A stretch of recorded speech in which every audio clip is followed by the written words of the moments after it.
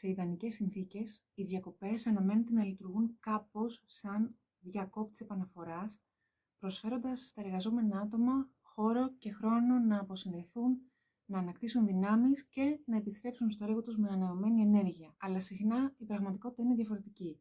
Πολλά άτομα επιστρέφουν στην κανονικότητα της δουλειάς, διατηρώντας το αίσθημα κούρασης και άγχους που είχαν πριν ή και περισσότερο αγχωμένα από πριν. Το φαινόμενο αυτό ίσως αποτελεί ένδειξη ότι το πρόβλημα δεν βρίσκεται στη διάρκεια της παύσης, στην ποσότητα της ξεκούρασης ή στην επιλογή του προορισμού των διακοπών, παρόλο που και αυτά μπορεί να παίζουν το ρόλο τους. Όμως, είναι πιθανό το πρόβλημα να οφείλεται σε χρόνιες συνθήκες και απαιτήσεις της συνολικής εργασιακής μας συνθήκης και του σύνθετου τρόπου που επιδρά στη ζωή μας. Η σχετική συζήτηση και έρευνα γύρω από το επαγγελματικό burnout ή αλλιώς επαγγελματική εξουθένωση δείχνει ότι δεν πρόκειται για την απλή και παροδική εργασιακή κόπωση που συχνά νιώθουμε μετά από μια περίοδο έντασης και υψηλών ταχυτήτων στη δουλειά και που μπορεί να διορθώνεται με λίγο παραπάνω ύπνο ή με λίγες μέρες άδεια. Το burnout είναι μια διαρκής και πολυπαραγωγική κατάσταση συσσωρευτικής καταπώνησης, στην οποία αλληλεπιδρούν ταυτόχρονα και η φύση των εργασιακών μας απαιτήσεων και οι διαθέσιμοι πόροι εξωτερικά και οι ατομικές δεξιότητες και στρατηγικές διαχείρισης. Σε αυτό το επεισόδιο και καθώς ο Αύγουστος τελειώνει, εξετάζουμε λίγο τι ακριβώς σημαίνει το εργασιακό burnout και πώς αξιολογείται, γιατί σε κάποιες περιπτώσεις ακόμα και οι παρατεταμένες διακοπές δεν αρκούν, ποιες ειδικές προκλήσεις μπορεί να αντιμετωπίζουν τα νευροδιαφορετικά άτομα σε τυπικά εργασιακά περιβάλλοντα και τι σημαίνει burnout culture. Το επαγγελματικό burnout είναι μια κατάσταση που εξελίσσεται σταδιακά σε περιπτώσεις που η συνεχής έκθεση σε επαγγελματικό στρες, συνήθως χωρίς επαρκείς πόρους για ανάκαμψη, οδηγεί σε συστηματική φθορά των ψυχολογικών και σωματικών αποθεμάτων των εργαζομένων. Έχει τραβήξει την προσοχή των ειδικών σχετικά πρόσφατα, αλλά αρχικά σε σχέση με επαγγέλματα φροντίδας υψηλών απαιτήσεων. Πλέον όμως φαίνεται ότι δεν περιορίζεται σε έναν επαγγελματικό κλάδο. Σύμφωνα με τον Παγκόσμιο Οργανισμό Υγείας, το εργασιακό burnout ορίζεται ως ένα σύνδρομο που προκύπτει από χρόνιο εργασιακό στρες, το οποίο δεν έχει αντιμετωπιστεί επιτυχώς. Δεν αναγνωρίζεται ως ιατρική πάθηση, αλλά ως επαγγελματικό φαινόμενο που αφορά πρωτίστως την εργασιακή κατάσταση, όχι την προσωπικότητα ή τις ικανότητες του ατόμου. Η χρόνια αντιστοιχεία μεταξύ απαιτήσεων και διαθέσιμων πόρων στο εργασιακό περιβάλλον οδηγεί σε μια σύνθετη αντίδραση του ατόμου στα επίμονα εργασιακά στρεσογόνα ερεθίσματα και μπορεί να επηρεάσει σημαντικά τη συναισθηματική, γνωστική και σωματική λειτουργικότητα, ισορροπία και συνολική υγεία φυσικά. Το burnout έχει διερευνηθεί με διαφορετικούς τρόπους και έχει προσδιοριστεί μέσα από διαφορετικά θεωρητικά μοντέλα, τα οποία δεν συμφωνούν απόλυτα μεταξύ τους και για την οικονομία της συζήτησής μας εδώ μπορεί να αξιολογηθεί ως προς δύο βασικές διαστάσεις του, την εξάντληση και την αποστασιοποίηση. Η έννοια της εξάντλησης περιγράφει την αίσθηση ότι η εργασία απορροφά όλη τη διαθέσιμη ενέργεια, αφήνοντας ελάχιστα ή καθόλου ενεργειακά αποθέματα για την προσωπική διάσταση της ζωής, και η αποστασιοποίηση περιγράφει την ψυχολογική απομάκρυνση και τη συναισθηματική απεμπλοκή από τον επαγγελματικό μας ρόλο, με σημαντική μείωση του ενδιαφέροντος και των κινήτρων μας, ακόμα και αν η εργασία μας υπήρξε επιλογή μας και αποτέλεσε παράγοντα ικανοποίησης στο παρελθόν. Το burnout δεν εκδηλώνεται μόνο με κούραση, εκδηλώνεται και με βαθιές αλλαγές στον τρόπο που σχετιζόμαστε με την εργασία μας,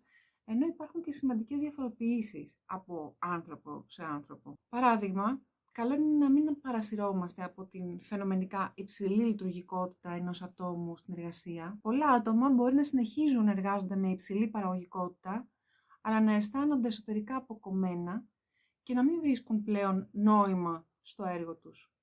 Έτσι, κάποιοι εργαζόμενοι που εξωτερικά δείχνουν υψηλής λειτουργικότητας ενδέχεται να πλησιάζουν σε κατάσταση burnout χωρίς αυτό να φαίνεται μέσα στη ροή της καθημερινότητας. Πώς περνάμε όμως από το στρες στο burnout? Διότι το στρες από μόνο του δεν έχει αρνητικό πρόσημο. Ξέρουμε ότι σε χαμηλά ή μέτρια επίπεδα μπορεί να λειτουργήσει παρακινητικά. Το πρόβλημα ξεκινάει όταν το στρες είναι υψηλό, παρατεταμένο και συνοδεύεται από έλλειψη υποστήριξης και πόρων.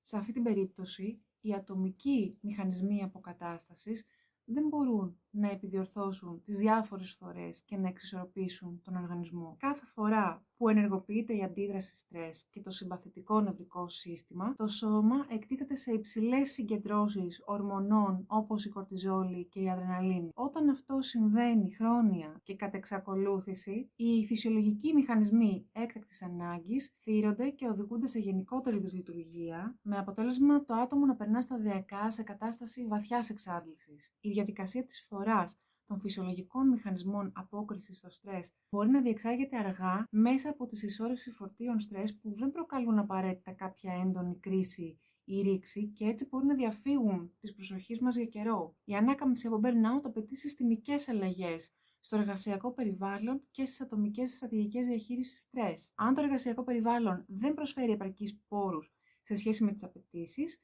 η προσωρινή ανάπαυση που προσφέρεται με τη μορφή των καλοκαιρινών διακοπών ή των σποραδικών company retreats, ίσως απλώς να παγώνει για λίγο την επιδείνωση της κατάστασης, ίσως να λειτουργούν και ως προσωρινή περίσπαση, ίσως ούτε καν αυτό αν προκαλούν αναπάντεχη ή ανεπιθύμητη ρήξη στη ρουτίνα των νευροδιαφορετικών εργαζομένων. Με την επιστροφή λοιπόν στην εργασιακή καθημερινότητα, το άτομο ξαναβρίσκεται στο ίδιο πλαίσιο ανισορροπίας και τα συμπτώματα αναζωπυρώνονται. Ειδικά σε συνθήκες προχωρημένου burnout, μια προσωρινή παύση μιας-δυο εβδομάδων δεν επαρκεί για να αποκαταστήσει τις εκτεταμένες απώλειες σε ψυχολογικά ή και σωματικά αποθέματα. Το μοντέλο των εργασιακών απαιτήσεων και πόρων είναι μία από τις πιο ευέλικτες θεωρητικές προσεγγίσεις για την κατανόηση και την αξιολόγηση του επαγγελματικού burnout. Δεν εστιάζει σε συγκεκριμένους κλάδους ή επαγγέλματα, αλλά λειτουργεί σαν ένα σκελετός που μπορεί να εφαρμοστεί σε κάθε εργασιακό περιβάλλον. Η βασική του ιδέα είναι ότι η ισορροπία ή η ανισορροπία ανάμεσα στις απαιτήσεις και τους πόρους της εργασίας καθορίζει την επαγγελματική ανθεκτικότητα ή την εξουθένωση των εργαζομένων. Απαιτήσεις ή job demands θεωρούνται όλα τα στοιχεία της δουλειάς που απαιτούν συνεχή και επικεντρωμένη σωματική, γνωστική ή συναισθηματική προσπάθεια. Δεν είναι απαραίτητα αρνητικές από μόνες τους. Το πρόβλημα ξεκινάει όταν ξεπερνούν τη δυνατότητα των ατόμων να ανταπεξέρχονται και να ανακάμπτουν και έτσι συμβάλλουν στο burnout. Εργασιακοί πόροι ή αλλιώς job resources είναι τα στοιχεία που μειώνουν το βάρος των απαιτήσεων, υποστηρίζουν την επίτευξη στόχων και ενισχύουν την ανάπτυξη του εργαζόμενου ατόμου. Το ρίσκο για burnout εξαρτάται από δύο αντίρροπους μηχανισμούς που δρούν ο ένας υπέρ του burnout και ο άλλος προστατευτικά. Ο μηχανισμός φθοράς ξεκινάει από τις υπερβολικές απαιτήσεις, οδηγεί σε χρόνια κόπωση, σωματική και ψυχική φθορά και καταλήγει στο burnout, ενώ ο μηχανισμός προστασίας ξεκινάει από την παροχή άφθονων πόρων, οδηγεί σε αυξημένο κίνητρο, αυξημένο αίσθημα δέσμευσης και ικανοποίησης και προστατεύει από το burnout. Η αξιολόγηση των παραγόντων φθοράς και προστασίας μας βοηθά να εξετάσουμε πώς και γιατί προκύπτουν τα πυρηνικά προβλήματα που αντιμετωπίζουμε και άρα πού πρέπει να στοχεύουν οι παρεμβάσεις αντιμετώπισης του burnout για να έχουν αποτέλεσμα κατ' επέκταση και πού δεν πρέπει να στοχεύουν γιατί δεν θα έχουν αποτέλεσμα. Όσον αφορά τη σχέση του burnout με τους νευροδιαφορετικούς εργαζόμενους, υπάρχουν μερικά σημεία που μπορεί να χρειάζονται επιπλέον προσοχή. Θυμίζουμε εδώ ότι η νευροδιαφορετικότητα περιλαμβάνει ένα ευρύ φάσμα τρόπων σκέψης, αντίληψης και συμπεριφοράς, όπως είναι ο αυτισμός, η δέπη, ο συνδυασμός τους, αλλά και άλλες μορφές νευρογνωστικών διαφορών. Και στο χώρο εργασίας ξέρουμε ότι τα άτομα αυτά συχνά αντιμετωπίζουν ιδιαίτερες προκλήσεις που επηρεάζουν άμεσα τον κίνδυνο να βιώσουν επαγγελματική εξουθένωση ή να την βιώσουν νωρίτερα από τα τυπικά άτομα. Οι πόροι που συνήθως βοηθούν τους νευροτυπικούς εργαζόμενους να διαχειρίζονται το στρες και τις απαιτήσεις της δουλειάς, συχνά δεν είναι ούτε κατάλληλοι ούτε και επαρκείς για τους νευροδιαφορετικούς εργαζόμενους. Παραδείγματα έχουν να κάνουν με τα περιβάλλοντα, διότι οι νευροδιαφορετικοί άνθρωποι συχνά έχουν αυξημένη ευαισθησία στο φωτισμό, τους ήχους, τις υφές και άλλες αισθητηριακές εισρωές. Ένα γραφείο με έντονο φως, με έντονο θόρυβο, με συχνή έντονη κίνηση ανθρώπων, μπορεί να δημιουργήσει υπερβολικό αισθητηριακό στρες στα νευροδιαφορετικά άτομα. Η έλλειψη περιβαλλοντικών προσαρμογών λοιπόν σε τέτοιες ανάγκες οδηγεί σε συνεχή ψυχολογική καταπώνηση. Άλλο καλό παράδειγμα εδώ είναι και οι κατάλληλες ρουτίνες και τα ωράρια. Οι σταθερές και προβλέψιμες ρουτίνες πολλές φορές βοηθούν στη διαχείριση του άγχους και της προσοχής, ιδίως για τα αυτιστικά άτομα. Από την άλλη, πολλά άτομα με ΔΕΠΗ μπορεί να έχουν την αντίθετη ανάγκη για μεγαλύτερη ευελιξία. Επομένως, όταν το εργασιακό περιβάλλον απαιτεί είτε απόλυτη σταθερότητα, είτε συνεχόμενη ευελιξία, χωρίς να λαμβάνει υπόψη ενδεχόμενους ατομικούς περιορισμούς στους εργαζόμενους, μπορεί να συμβάλλει σημαντικά στο burnout. Όταν οι επιχειρήσεις και οι οργανισμοί παραβλέπουν αυτές τις διαφορές και αμελούν τις κατάλληλες προσαρμογές, ενισχύουν την αίσθηση απομόνωσης, άγχους και τελικά επαγγελματικής εξουθένωσης στους νευροδιαφορετικούς εργαζόμενους. Όσο ανθεκτικό και αν είναι ένα άτομο νευροτυπικό ή νευροδιαφορετικό, όσες δεξιότητες και στρατηγικές και αν διαθέτει το ατομικό του survival kit, εάν βρεθεί σε εργασιακές συνθήκες που ευνοούν το burnout, αργά ή γρήγορα μπορεί να κινδυνεύσει. Αυτό έχει μεγάλη σημασία στις μέρες μας, που φαίνεται να υπάρχει μια σύγχυση ανάμεσα στο τι συνιστά ένα δυναμικό περιβάλλον εργασίας και τι είναι εν τέλει ένα εξουθενωτικό περιβάλλον εργασίας. Είναι συνηθισμένο φαινόμενο οι αγγελίες εργασίας να περιγράφουν τους ιδανικούς υποψήφιους με φράσεις όπως «ζητούμε την ικανότητα να εργάζεστε υπό πίεση», «αναμένουμε προσαρμογή σε ένα δυναμικό και γρήγορο περιβάλλον», «ευελιξία σε συνεχείς αλλαγές», «ικανότητα για ανταπόκριση σε απαιτητικά ωράρια», «διάθεση να κάνετε ό,τι χρειάζεται για να πετύχετε το στόχο», «δεν αναζητάτε μια σταθερή κλασική δουλειά 9 to 5» κλπ.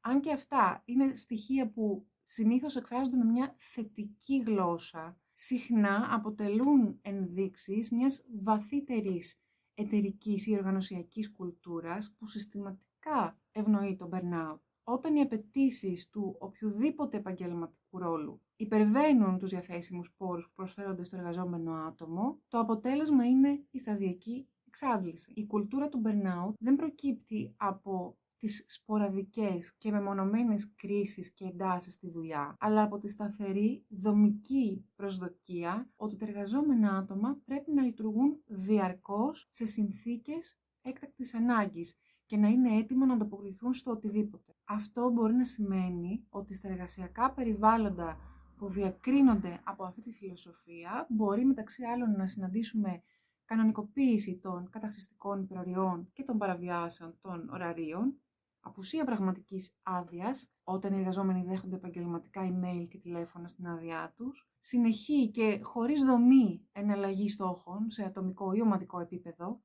ελάχιστη ανοχή σε λάθη και παραλήψεις των εργαζομένων και γενικότερα υψηλή ανταγωνιστικότητα και χαμηλή συνεργασιμότητα μεταξύ συναδέλφων.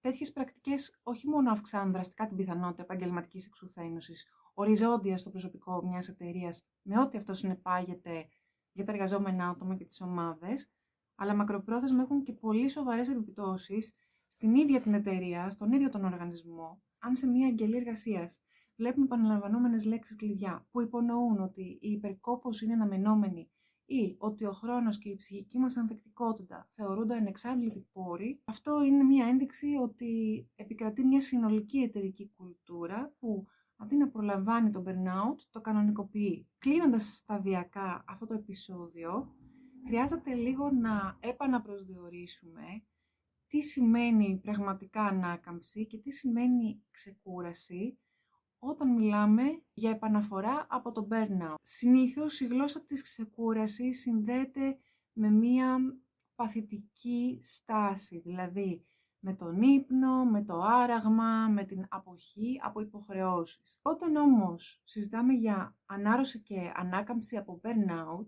η ξεκούραση δεν είναι μόνο σωματική. Είναι και συναισθηματική αποκατάσταση, δηλαδή χώρος να αισθανθούμε, να επεξεργαστούμε και να εκφραστούμε συναισθηματικά, και κοινωνική αποφόρτιση. Δεν μπορούμε να προσφέρουμε ατομικές λύσεις σε δομικά προβλήματα και η επιφανειακή προσέγγιση της ψυχικής ανθεκτικότητας, σαν μια παρακίνηση που μας λέει «φτιάξε τον εαυτό σου για να αντέχεις», είναι και παραπλανητική και επιβαρυντική.